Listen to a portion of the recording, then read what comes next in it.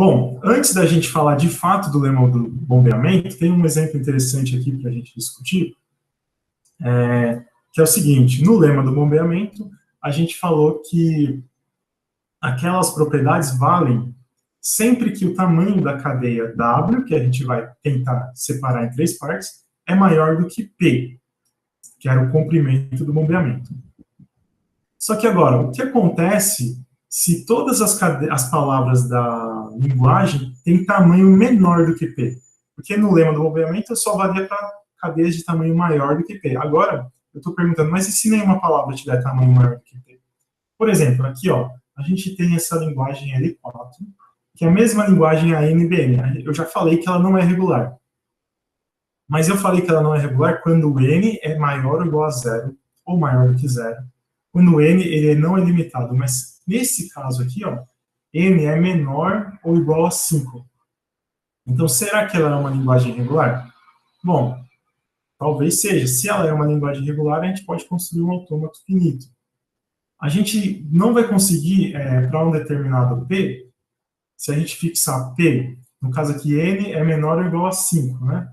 Então, quando N, se você assumir N igual a 5, o tamanho da palavra de A5, B5 vai ser igual a 10.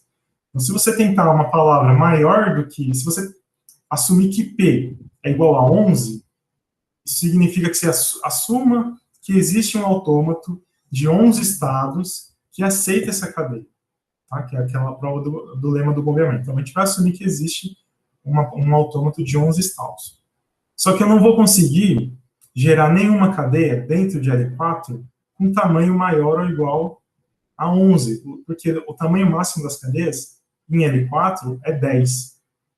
Então, a gente fala que o lema do bombeamento, ele só vale para as cadeias de tamanho maior ou igual a P. Só que aqui, P, quando P é igual a 11, a gente não consegue fazer nenhuma cadeia maior do que ela. Então, a gente pode falar que, por vacuidade, todos os casos do lema do bombeamento são verdadeiros. Então, o que eu quero dizer é que a linguagem, ela tem a propriedade do lema do bombeamento. Mas a gente viu, né? Se ela tem a propriedade do lema do bombeamento, não significa necessariamente que ela vai ser uma linguagem regular. O que a gente sabe é que se ela não tem a propriedade, ela não é linguagem regular. O que a gente acabou de mostrar nesse slide aqui de cima. Se ela tem a propriedade, eu não sei se ela é regular. Lembra que a gente fez aqui a contrapositiva? Então, assim, ó, tem a propriedade, seria se eu fui para a praia, significa que fez sol ou não? Não, não sei, porque pode ser que eu fui para a praia com sol, mas eu também falei que pode ser que eu vá para a praia sem sol. Então, quando tem a propriedade do lema do bombeamento, a gente está exatamente nessa parte aqui de baixo, que é a segunda parte verdadeira, mas a gente não sabe dizer se a linguagem é regular. A gente não pode dizer, a gente não garante isso. A única forma que a gente viu para garantir que uma linguagem é regular é mostrar um autômato. E, por incrível que pareça, é possível construir um autômato que reconheça todas as palavras dessa linguagem aqui, a NBN, quando N é menor ou igual a uma constante. Então, no caso aqui, a minha constante é 5, eu vou testar algumas cadeias para essa linguagem. W igual a AA, BB. Vamos ver qual que é o caminho que essa cadeia é processada. Lembrando que a gente sempre começa do estado inicial. E aí eu vou processar o primeiro símbolo. O primeiro símbolo é um A. Depois a gente vai para o estado Q1. Então, o Q1 está aqui. A gente processa o próximo símbolo, que é um A.